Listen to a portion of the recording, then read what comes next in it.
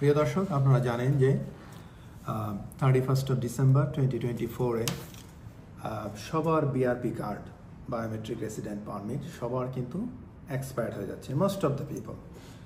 এবং ইউকে গভর্নমেন্টের পূর্ব নির্ধারিত ঘোষণা অনুযায়ী 1st জানুয়ারি 2025 থেকে আপনাদের কিন্তু অবশ্যই, আপনারা যদি ট্রাভেল করতে চান, রাইট টু ওয়ার্ক চেক করতে চান, রাইট টু রেন্ট করতে চান, সব কিছুর জন্যই কিন্তু আপনাদের বিআরপিটাকে এখনও যারা ই ভিসায় রূপান্তরিত করেন নাই তাদেরকে আমি রিকোয়েস্ট করব, আপনারা অবশ্যই যত দ্রুত সম্ভব আপনারা ই ভিসায় রূপান্তরিত করে ফেলুন।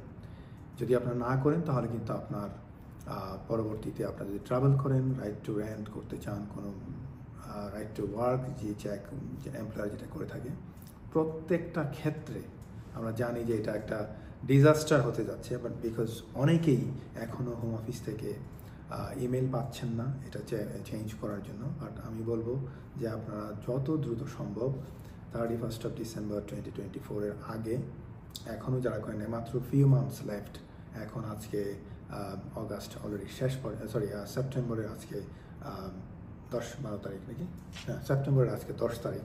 সো মাত্র ফিউ মান্থস আছে। সো আপনারা অবশ্যই যত দ্রুত সম্ভব চেঞ্জ করে ফেলুন।